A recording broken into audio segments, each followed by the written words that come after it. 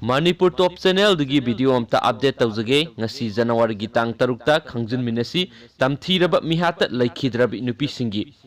English ngani ga tarada sakhang daba singna makhuri lakhatlaga hatpi khraba phayeng dagi Monica amadi Chambi mama masa English ngani ga tarama thoida nungsinaba nupana makhuri lakhatlaga hatpi khrabi Andro dagi Rajeshwari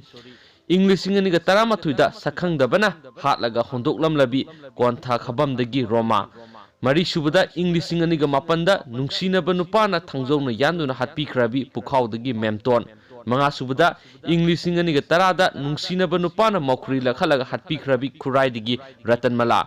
Taruk subada English ngani ga mapanda sakhang daba singna makhuri lakhalaga hatoklam labi Lungdam dagi Ito Tare subada English ngani ga tarama thoida nungsinaba nupana makhuri lakhalaga hatok piram labi Ukhul dagi Basmi Khalong Nipan subada English ngani ga mapanda mapu roibana thangjongna mangakta lielaga hatpi khrabi Nambol dagi Sunita Mapan subada English ngani ga tarani thoida nungsinaba nupana hatlaga mai thadok piram labi Bobagai dagi Premila Duga tara subada English ngani ga tarani thoida nupi yaimagi masana makhuri da thangna lielaga hatpi khrabi Hawom marak Lorembam laikai dagi Memchaubi Taramathoi subada English ngani ga tarani thoida nungsinaba nupana hatpi khrabi Sandel dagi Catherine Tarani thoi subada English ngani ga tarani thoida mapu roibana mihathina hatpi khrabi Langthabal dagi Ahanbi Tarahumdoi subada English ngani ga tarani thoida mapu roibana hatpi khrabi Nambol Irengban dagi Bilasini Taramari subada English ngani ga tarada mapu roibana thangjongna mangakta yalaga hatpi khrabi Langthel dagi Babita Taramanga subada English ngani ga tarani thoida mapu roibana miyantinba mafamda thangna thinduna hatpi khrabi Ngaikhong Khulen dagi Basanti Taraturuk subada English ngani ga tarani thoida Manembokna makhuri metlaga hatpi khrabi Khurkhul dagi Latabi Taratere subada English ngani ga tarani thoida nungsinaba nupana makokta nungna suraga hatpi khrabi Salam Lokera dagi Tondon Taranipan subada English ngani ga tarahumdoida nungsinaba nupana mangaksamda pina lakhatlaga hatpi khrabi Kakwa dagi Satyabama Taramapan subada English ngani ga tarahumdoida mapu roibagi manau nupana thangna yanduna hat khrabi Bisnupur dagi Nina Kun subada English ngani ga taramari da sagai gi maupuana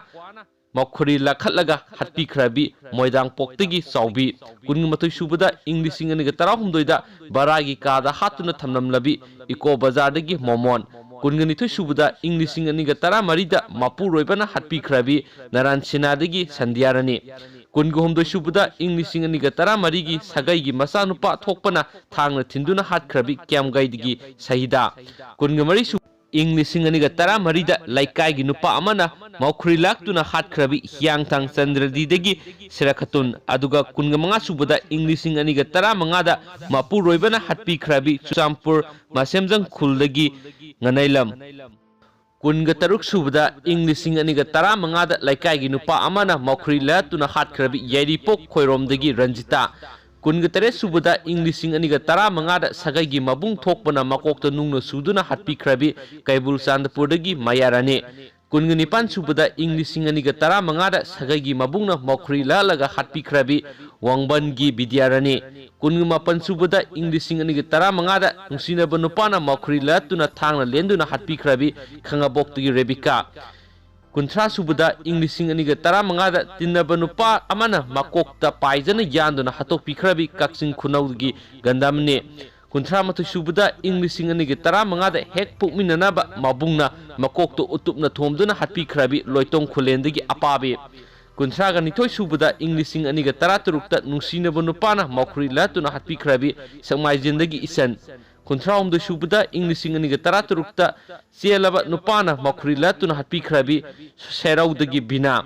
Kunthra mari subada English ngani ga taraturukta nungsinaba nupana makhuri latuna hatpi khrabi Langmaitong dagi Rosita Kunthra manga subada English ngani ga taraturukta nupa mai labukta hatoklaga hondoklamkhiba Naharu Pangong dagi Memisa Kunthra ga taruk subada English ngani ga taratareta mama atombiga mapagana makhuri laklaga hatpi khrabi Kokta dagi Sakina Kunthra tere subada English ngani ga taratareta Uripokki Monica amadi Lakhipiari mama masabu mihathina halamkhiba Kunthra ga nipan subada English ngani ga taratareta mapu roibana makhuri da thangna lenduna hatpi khrabi Singmairongi Nunglai Kunthra ga mapan subada English ngani ga taratareta mapu roibana ꯊꯣꯡꯉꯥꯛ ꯆꯩꯅ ꯃꯀꯣꯛꯇ ꯊꯣꯝꯗꯨꯅ ꯍꯥꯠꯈ꯭ꯔꯕꯤ ꯀꯣꯛꯇ꯭ꯔꯨꯛꯇꯒꯤ ꯕꯦꯗꯥꯝꯅꯤ ꯅꯤꯐꯨ ꯁꯨꯕꯗ ꯏꯪ 2019ꯗ ꯃꯄꯨꯔꯣꯏꯕꯅ ꯅꯣꯡꯃꯩꯅ ꯀꯥꯞꯇꯨꯅ ꯍꯥꯠꯈ꯭ꯔꯕꯤ ꯀ꯭ꯋꯥꯛꯇꯥꯗꯒꯤ ꯁꯝꯁꯨꯗꯥ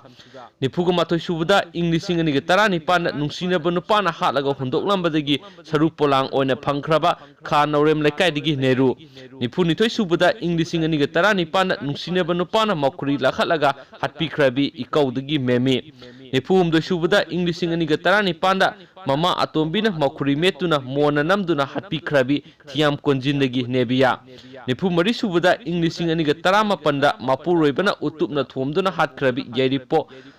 ꯐꯟꯖꯈꯣꯡꯗꯒꯤ ꯏꯕꯦꯌꯥꯏ ꯅꯤꯐꯨ ꯃꯉꯥ ꯁꯨꯕꯗ ꯏꯪ 2019ꯗ ꯂꯩꯀꯥꯏꯒꯤ ꯅꯨꯄꯥ ꯑꯃꯅ ꯍꯥꯠꯂꯕ ꯃꯇꯨꯡ ꯃꯩ ꯊꯥꯔꯝꯂꯕꯤ ꯃꯣꯏꯔꯥꯡꯗꯒꯤ ꯏꯕꯦꯝꯍꯜ ꯅꯤꯐꯨ ꯇꯔꯨꯛ ꯁꯨꯕꯗ ꯏꯪ 2018ꯗ ꯅꯨꯡꯁꯤꯅꯕ ꯅꯨꯄꯥꯅ ꯃꯧꯈꯨꯔꯤ ꯂꯥꯠꯇꯨꯅ ꯍꯥꯠꯂꯒ ꯍꯨꯟꯗꯣꯛꯂꯝꯈꯤꯕꯤ ꯌꯥꯏꯔꯤꯄꯣꯛ ꯆꯟꯗ꯭ꯔꯈꯣꯡꯒꯤ ꯂꯩꯁꯥꯕꯤ ꯃꯆꯥ ꯑꯃ ꯅꯤꯐꯨ ꯇꯔꯦꯠ ꯁꯨꯕꯗ ꯏꯪ 2013ꯗ ꯂꯩꯀꯥꯏꯒꯤ ꯃꯤꯑꯣꯏ ꯈꯔꯅ ꯃꯌꯨꯝ ꯈꯛꯇ ꯍꯥꯠꯂꯝꯈꯤꯕꯤ ꯌꯥꯏꯔꯤꯄꯣꯛ ꯄꯣꯏꯔꯧꯈꯣꯡꯖꯤꯟꯒꯤ ꯏꯕꯦꯝꯍꯜ ꯅꯤꯐꯨꯒ ꯅꯤꯄꯥꯟ ꯁꯨꯕꯗ ꯏꯪ 2018ꯗ ꯍꯥꯠꯂꯒ ꯍꯨꯟꯗꯣꯛꯂꯝꯈꯤꯕꯤ ꯏꯇꯥꯝ ꯅꯣꯡꯒꯣꯏꯗꯒꯤ ꯕꯤꯃꯣꯂꯥ ꯅꯤꯐꯨꯒ ꯃꯥꯄꯟ ꯁꯨꯕꯗ ꯏꯪ 2018ꯗ ꯃꯌꯨꯝ ꯈꯛꯇ ꯃꯤꯍꯥꯠ ꯊꯤꯅ ꯍꯥꯠꯂꯝꯂꯕꯤ ꯁꯤꯡꯖꯃꯩꯗꯒꯤ ꯔꯦꯈꯥ ꯌꯥꯡꯈꯩ ꯁꯨꯕꯗ ꯏꯪ 2018ꯗ ꯄꯩꯁꯥ ꯁꯤꯡꯒꯦ ꯀꯧꯈ꯭ꯔꯒ ꯃꯤꯑꯣꯏ ꯈꯔꯅ ꯍꯥꯠꯇꯣꯛꯄꯤꯈ꯭ꯔꯕꯤ ꯁꯤꯡꯖꯃꯩ ꯁꯩꯇꯦꯕꯇꯤ ꯂꯩꯀꯥꯏꯗꯒꯤ ꯁꯨꯃꯤꯇꯥ ꯌꯥꯡꯈꯩ ꯃꯥꯊꯣꯏ ꯁꯨꯕꯗ ꯏꯪ 2018ꯗ ꯃꯄꯨꯔꯣꯏꯕꯅ ꯃꯧꯈꯨꯔꯤ ꯃꯦꯠꯇꯨꯅ ꯍꯥꯠꯄꯤꯈ꯭ꯔꯕꯤ ꯇꯥꯎꯈꯣꯡꯒꯤ ꯊꯣꯏꯅꯨ ꯑꯗꯨꯒ ꯚꯤꯗꯤꯑꯣ ꯑꯁꯤꯒꯤ ꯁꯣꯔꯁꯅ organisation for Indian women against ꯀ꯭ꯔꯥꯏꯝꯁꯇꯒꯤ ꯐꯪꯕ ꯄꯥꯎꯆꯦꯅꯤ ꯊꯦꯡꯛ ꯌꯨ